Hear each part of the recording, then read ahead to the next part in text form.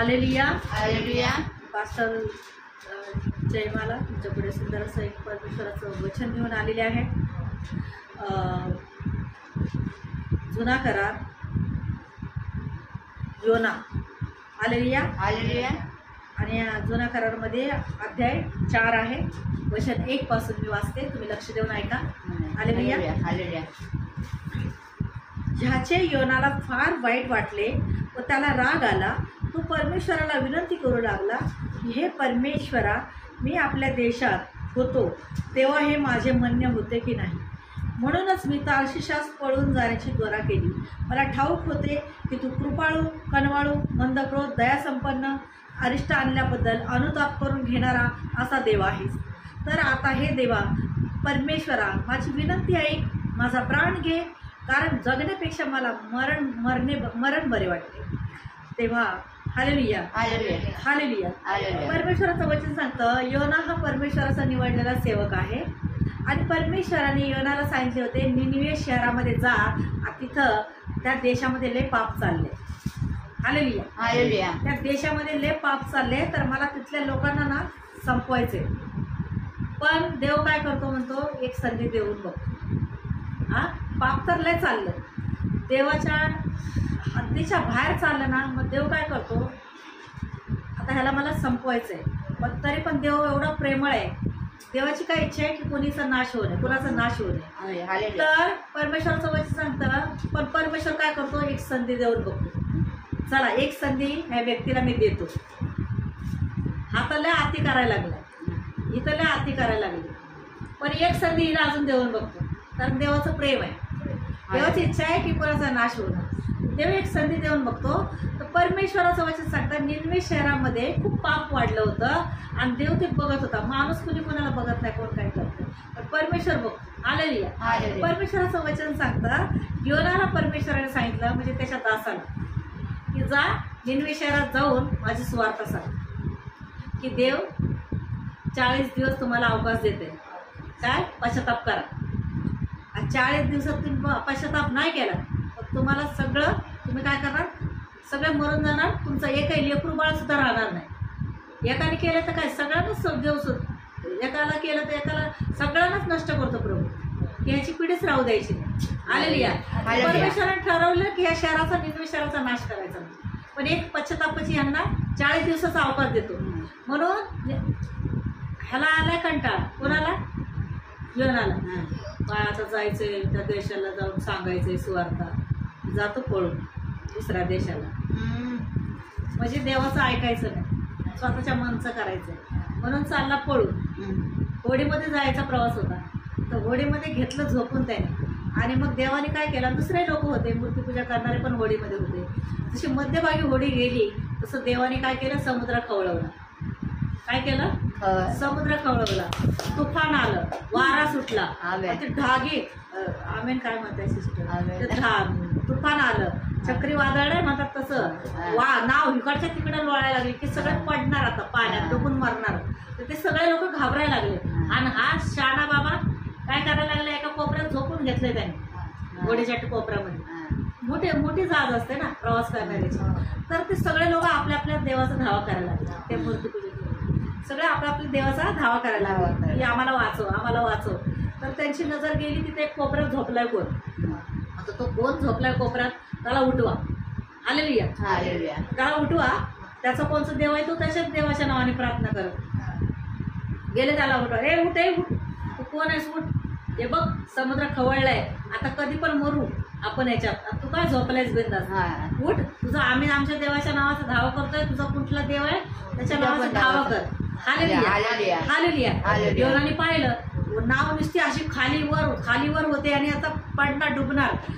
मग त्याला कळलं हे परमेश्वराने केले, कारण मी त्याचं काम करायचं सोडून दुसरीकडे चालले, त्याची आज्ञा नाही मानली, म्हणून हे झाले. मग त्या लोकांना तो काय म्हटला माहिती का, योना, की म्हणतो तुम्ही काय करा, मला ह्या पाण्यात फेका. काय बोलला, पाण्यात फेका, मला पाण्यात फेका. अरे म्हणला बाबा, ते लोक म्हणायला लागले, आम्ही कसं काय तुला पाण्यात फेकणार, आणि आमच्यावरती पाप लागल ना. तो म्हणायला लागला, या आकाशाचा ना पृथ्वीचा ना सृष्टीचा जो मालक आहे त्या परमेश्वराने हे चालू केले. हालेलुया. हालेलुया. तर तुम्ही मला टाका, तुम्ही काही टेन्शन घेऊ नका, परमेश्वर मला वाचवेल. ते म्हणले आम्ही काय आमच्या मातीत पाप येऊ देणार नाही. म्हणलं बाबा याचा कुठला देव आहे, त्याला क्षमा मागितली आणि म्हणायला लागले आमच्या माती ह्याचं पाप नको, पण आम्ही हा सांगतोय म्हणून टाकतोय, पण याचं पाप आमच्या माती लावू नको याच्या देवा, असे बोलले. आणि काय झालं, जसं त्यांनी पाण्यात टाकलं तसं इकडे समुद्र शांत झाला. मग समुद्र शांत झाला. मग आता देवाची इच्छा काय आहे, तर तो मरू द्यायचा आहे का? त्याला पाण्यात टाकलेलं आधीच माशाला आज्ञा करून ठेवली होती. काय काय आज्ञा करून ठेवली होती? याला गिळून टाकायचं. मोठा मासा असतो ना पाण्यात, त्याला त्याने फेकलं की लगेच माशाने याला गिळलं. मासा तोंड वाचूनच बसलेला होता, याला कधी फेकताय. देवाने माशाला आज्ञा केली, याला योनाला फेकणार आहे, तो गिळून घे. मग गिळलं. मग त्याने मग काय केलं त्याने, 3 दिवस 3 रात्र माशाच्या पोटात ठेवलं देवाने त्याला. आणि ते पण पश्चाताप कर, तेव्हा मी तुला बाहेर सोडल याच्यातून. मग 3 दिवस 3 रात्र माशाच्या पोटात योना राहिला आणि ते बी पश्चाताप करत, क्षमा मागत, रडत. मग 3ऱ्या दिवशी माशाला देवाने आज्ञा केली, याला आता ओकून टाक, म्हणजे समुद्राकिनारी आणून. आणि मग माशाला आज्ञा केल्या, पश्चाताप केला खरा, तेव्हा देवाने माशाला आज्ञा केली की आता याला ओक. आणि मग त्याने माशाने ओकलं, त्याला पडला. आणि मग हा देवाचं पुन्हा काम करायला गेला. हालेलुया. काम करायला गेला आणि सांगितलं. तर ते लय मोठं शहर होतं, निनवे शहर लय मोठं आहे. 3 दिवस लागणार होते त्या शहरात फिरून सांगायला. एकाच शहरामध्ये 3 दिवस लागणार होते. तर हा रस्त्याने चाललाय, पश्चाताप करा, परमेश्वराने सांगितलंय 40 दिवसाचा अवकाश आहे, सगळ्यांनी पश्चाताप करा, नाही तर सगळ्यांचा नाश होणार आहे. ते एकाच गल्लीतून ओरडत चाललाय, सगळ्यांपर्यंत पोहोचलं. ते हालेलुया, सगळ्यांपर्यंत पोहोचलं. मग त्यांचा तिथला राजा, मुख्यमंत्री, कोण प्रधानमंत्री असतो ना, त्याला पण कळलं. मग ते कुत्रे मांजर सगळ्यांनी पश्चाताप केला, गुडघ्यावर येऊन घाबरले. तेच त्यांनी विश्वास ठेवला की हा माणूस सांगतोय खरंच नाश होणार आहे. तर मग सगळ्यांनी खरा पश्चाताप केला गुडघ्यावर येऊन. आणि मग काय केलं माहितीये का, देवाला दिसलंय खरा पश्चाताप करायला लागले. मग देवाने ना त्यांच्यावरचं संकट टाळलं. हालेलुया. मग या योनाला राग आला. योनाला काय राग आला माहितीये का, यांना कशाला क्षमा केली देवा, मग मला कशाला पाठवले, तुला क्षमाच करायची होती यांना, तर मग मला कशाला पाठवलं. मग ह्याला राग आलाय. म्हणून हा काय म्हणतोय, योना काय म्हणतोय, मी इकडे पळून चाललो होतो दुसरीकडे, तू मला पाठवलंस. आणि मग मला माहित आहे तुला लय कृपाळू देव आहेस, कनवाळू आहेस, मंद क्रोध आहे, दया संपन्न आहे, अरिष्ट आणल्याबद्दल तुला अनुताप करून घेणारा असा देव आहे. तर आता हे परमेश्वरा, माझी विनंती ऐक आणि माझा प्राण घे, कारण जगण्यापेक्षा मला मरण बरे वाटते, असं देवाला म्हणतोय. तर देव काय म्हणतो बघा परमेश्वर त्याला. तेव्हा परमेश्वर म्हणाला, तुला क्रोध येणे हे बरे आहे काय. हालेलुया. मग योना बाहेर जाऊन शहराच्या पूर्वेस बसला. तिथे त्याने एक मांडव घातला आणि शहराचे काय होते ते पाहत त्याच्या छायेत बसला. मग त्याने काय केलं माहिती का, योना रागाने त्या शहराच्या बाहेर जाऊन बसला. तिथे जाऊन बसला, एक मांडव घातला. हालेलुया. आणि उन्हात जाऊन बसलाय वाट बघा त्या शहराचा नाश होतो का नाही ते. आता तर त्यांनी पश्चाताप केला तर कशाला नाश होणार आहे. हालेलुया. पश्चाताप केला तर नाश नाही होत ना. हालेलुया. तर परमेश्वर देवाने तुम्हीचा एक वेल उगवला आणि तो वाढून त्याची छाया योनाच्या डोक्यावर यावी व त्याने पिढीतून मुक्त व्हावे असे केले. या तुम्हीमुळे योनाला फार आनंद झाला. हालेलुया. काय केलं देवाने, हा मांडव घालून बसलाय पण तिथं वर टाकायला काय नाही आहे, ते ऊन लागायला लागलं. तर मग माझ्या दासाला ऊन लागू नये म्हणून देवाने काय केलं, एक तिथं झाड उगवलं त्याच्यासाठी. आणि त्याला वेल आली, म्हणजे झाडाची सावली आली. म्हणजे देवाने बघा चमत्कार किती केला की त्याला ऊन लागू नये. आणि मग त्याला लय आनंद झाला, त्याच्या डोक्यावर सावली आली ना. हालेलुया. हालेलुया. त्याला आनंद झाला. पण दुसरा दिवस उजाडला तेव्हा देवाने एक किडा उत्पन्न केला. परत काय केलं देवाने, दुसऱ्या दिवशी तिथंच राहिला ना तो येणं. पहिल्या दिवशी झाड उगवून त्याला सावली दिली. दुसऱ्या दिवशी देवाने काय केलं, एक किडा उत्पन्न केला. तो त्या तुंबीला लागला. तेव्हा ती तुंबी काय झाली, सुकून गेली. म्हणजे त्या झाडाच्या मुळाला किडा लावला देवाने. म्हणजे ती तुंबी, ते झाड आलेलं आहे ना, ते सुकून गेलं. आलेली. मग असे झाले की सूर्योदय झाल्यावर देवाने पूर्वेचा झळाईचा वारा वावला. तेव्हा ऊन योनाच्या डोक्याला लागले. मग देवाने काय केलं, ते तुम्ही तर सुकून गेली. मग अजून जोराचा वारा सोडला. कसला? कडक उन्हाचा. मग ह्याला लागला तो डोक्याला, त्रास झाला. मग त्याने काय झालं, एकदम तो बेशुद्धच पडला ते ऊन लागून. कोण? तो योना. मूर्छित झाला व आपणाला मृत येऊ अशी विनवणी करू लागला. काय करू लागला की मला मरण येऊ. हालेलुया. तो देवाला काय म्हणतोय, मला जगण्यापेक्षा मरण बरे वाटते. हालेलुया असं म्हणायला लागला. तेव्हा देव योनाला म्हणाला, तुंबीवरून तू रागवावे हे बरे काय. तो म्हणाला, रागामुळे माझा प्राण गेला तरी पुरवले. हालेलुया. देव म्हणला, तुंबीचं झाड वाढलं, त्याला मी वाढवलं, तुला हवा सावली दिली, तेव्हा तुला आनंद झाला. जसं सुकून गेलं तसं तुला क्रोध आला की मला ऊन लागलं, मला उन्हाचे चटके लागले. हालेलुया. आणि मग तो म्हणतो, तो काय बोलतो, योना काय बोलतो, देव म्हणतो तुंबीवरून तू रागवावं हे बरं आहे काय. तो म्हणाला, रागामुळे माझा प्राण गेला तरी चालेल. देवाला म्हणतो बघा. हालेलुया. मग परमेश्वर म्हणाला, या तुंबीसाठी तुला काही श्रम करायला पडले नाहीत. हालेलुया.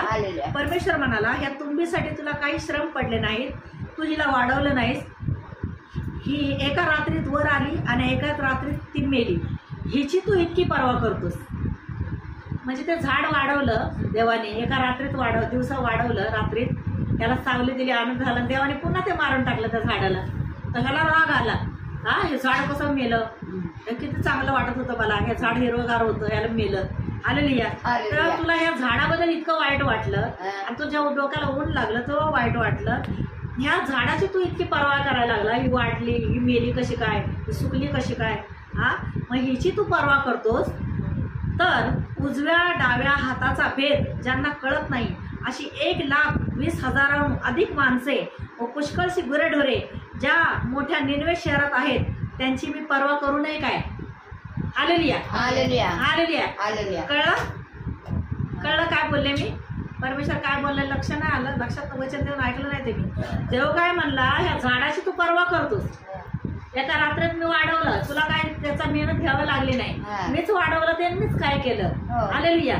त्या झाडाची तू एका रात्रीत उगवलेल्या झाडाची तू पर्वा करतोस, चिंता करतोस. मग हे 1,00,000 जे उजव्या डाव्या बाजूला 1,20,000 जास्त माणसं आहेत, ते पाप करत होते, पण त्यांना मी एक संधी दिली. आणि त्यांनी मग मला वाटतं की मी एवढे निर्माण केलेत, मग त्यांचा नाश होऊ नये, तर त्यांना मी एक संधी दिली, पश्चाताप करा. मग त्यांनी पश्चाताप केला, तर मग त्यांची पर्वा नाही करायची काय, त्यांची काळजी नाही घ्यायची का, असा परमेश्वर बोलतो. काय होतं परमेश्वरासाठी वचन समजलं आपलं.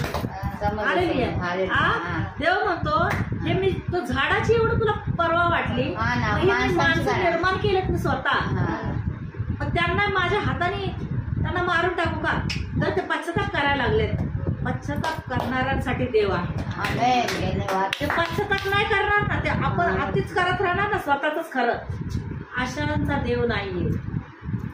देव प्रेम करतो सगळ्यांवर, पण जाणून बुजून जो देवाला शिर्डी सांगतो ना, देव त्यांना कधी क्षमा नाही करत. कारण तुला माहिती आहे येशू कोण आहे, तुला माहिती आहे येशू काय आहे.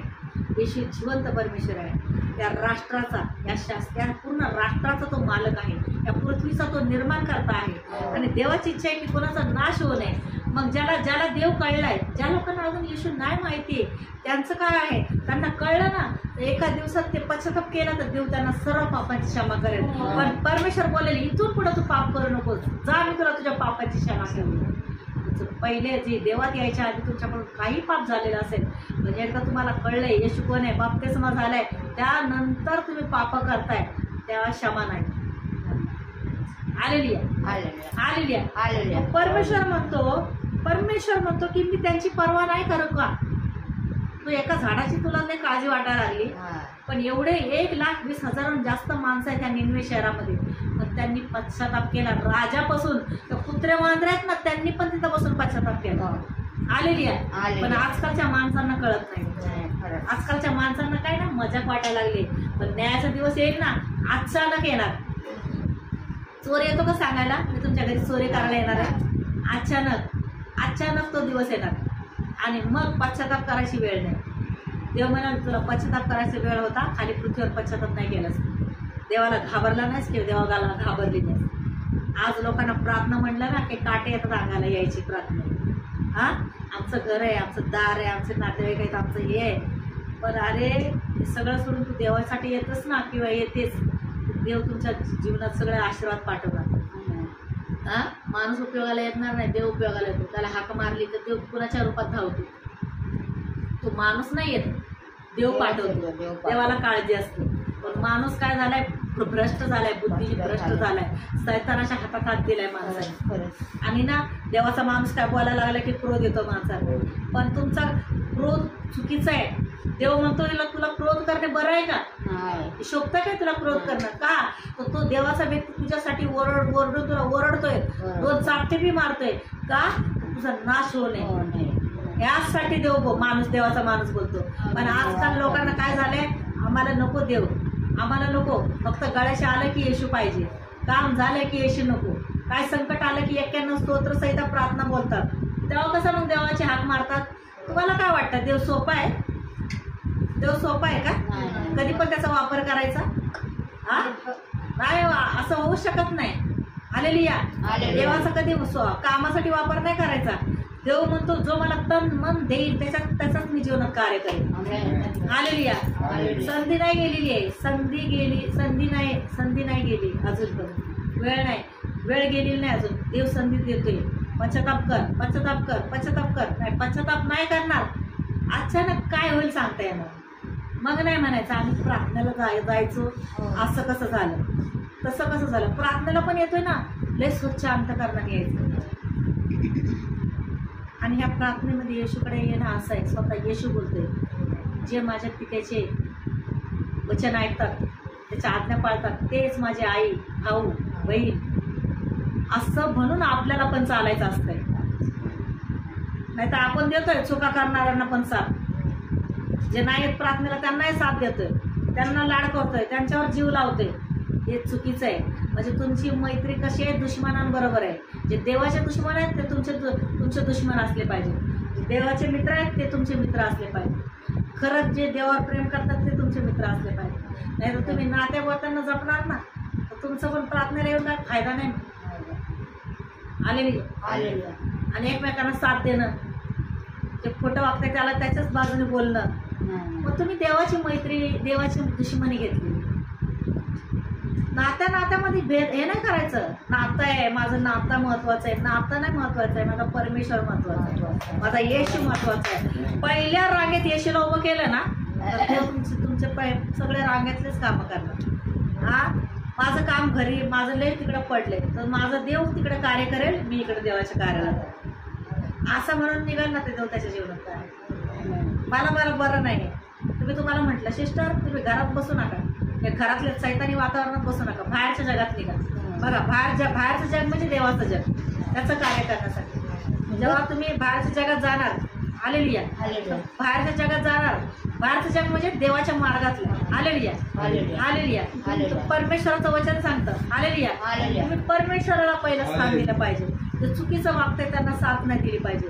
ज्या मग आपली कोणी पण असू दे, बहीण असू दे, भाऊ असू दे, नवरा असू दे, मुलगी असू दे, आई असू दे, बाप असू दे, कुणी पण, तर तुम्ही देवाची खरं द्या.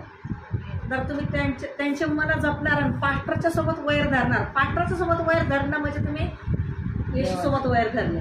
आणि परमेश्वराला लय क्रोध आहे.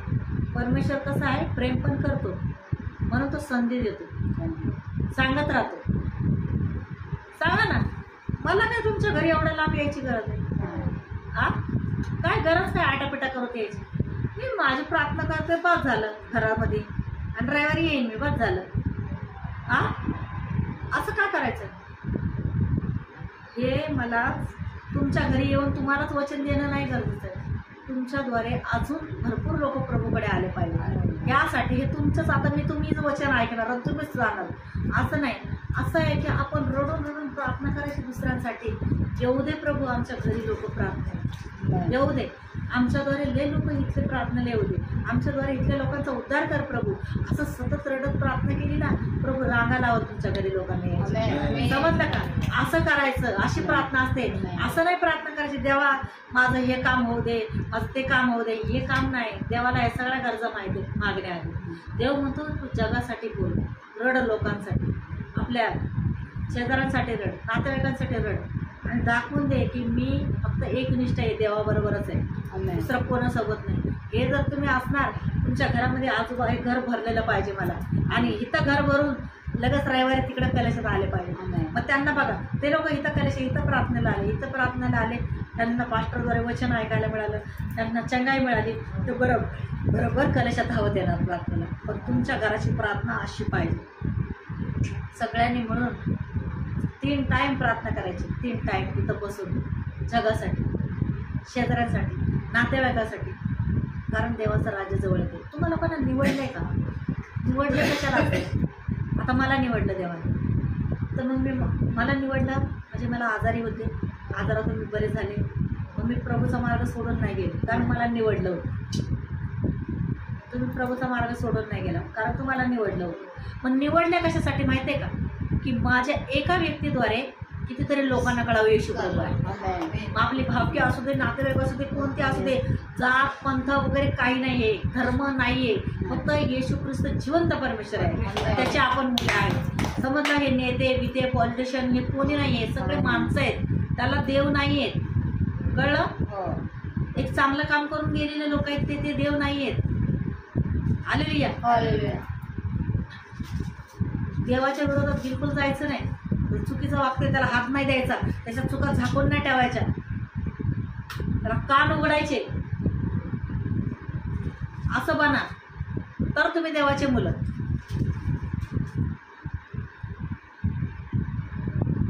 ठीक आहे?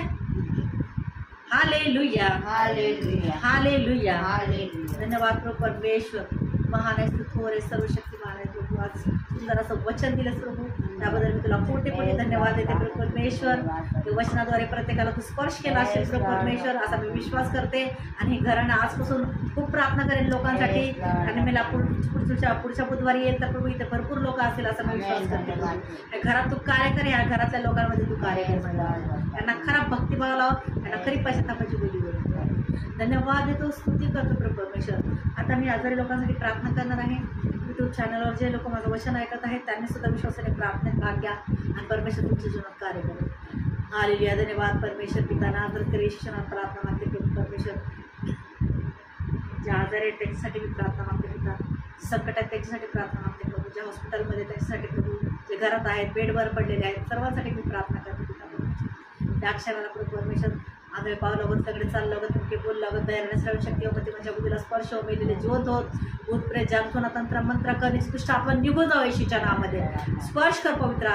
ओ राबाला वाशका, HIV, डायबिटीज, ब्लड कॅन्सर येशूच्या नावात निघून झालेलं आहे. कॅन्सरच्या गाठीला येशूच्या नावात थमकते सोड आणि निघ येशूच्या नावामध्ये.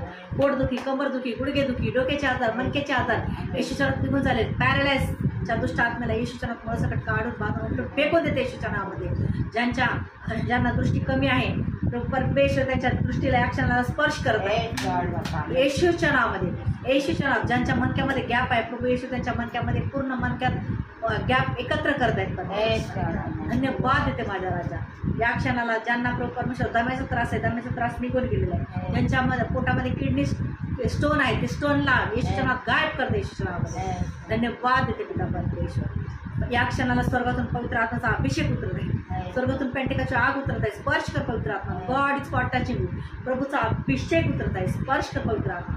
प्रभू आज्ञा करणारी मी आहे पण कार्य करणार तू. माझी ती प्रार्थना ऐकलेली आहे. या क्षणाला ज्याने विश्वासाने प्रार्थनेत भाग घेतलेला आहे प्रभू येशूने त्यांच्या जीवनात कार्य केलेलं आहे. प्रभू येशूची शांती सर्वांच्या जीवनात उतरत आहे. स्वर्गीय आनंद प्रभू येशूचा उतरत आहे सर्वांच्या जीवनामध्ये. धन्यवाद देते. सारा आदर महिमा तुला देऊन प्रार्थना येशूच्या नावात मागते म्हणून ऐकते. आमेन. या क्षणाला यूट्यूब चॅनलवर ज्यांनी माझी प्रार्थना ऐकलेली आहे, वचन ऐकलेलं आहे, वचनाद्वारे प्रभूने तुमचे कार्य केलेलं आहे. तुम्ही जर नवीन असाल तर तुम्ही तुमच्याजवळ कुठे लांब राहत असाल तर तुम्ही तिकडे प्रार्थनेला जाऊ शकता. आणि आणि जे इकडे कुठे मुंबईमध्ये जवळ राहत असेल त्यांना येशू माहीत नसेल तर तुम्ही आमच्या प्रार्थनेमध्ये येऊ शकता. मुंबईमध्ये विद्याविहार सायलीला हॉलमध्ये राजवाडी हॉस्पिटलच्या समोर दर रविवारी संध्याकाळी 5 ते 8 पर्यंत प्रार्थना असते. तुम्ही तिथे येऊ शकता प्रार्थनेला आणि तुम्ही मला कमेंट्समध्ये तुमचे साक्ष देऊ शकता. आणि प्रभू येशू तुमच्यावर खूप प्रेम करतो, कारण येशू जिवंत परमेश्वर आहे, तो न्याय करायला येणार आहे. पण न्यायाचा दिवस जवळ आलेला आहे. म्हणून माझ्या गोंडस बालमित्रांनो, तुम्ही प्रभू येशूकडे घ्या आणि प्रभू येशूच्या प्रेमाचा अनुभव घ्या, कारण तोच जिवंत परमेश्वर आहे, कारण मार्ग सत्य जीवन येशू आहे. I love you Lord, I love you Jesus, I love you Holy Spirit. प्रभू येशूची शांती तुम्हाला असो. आमेन.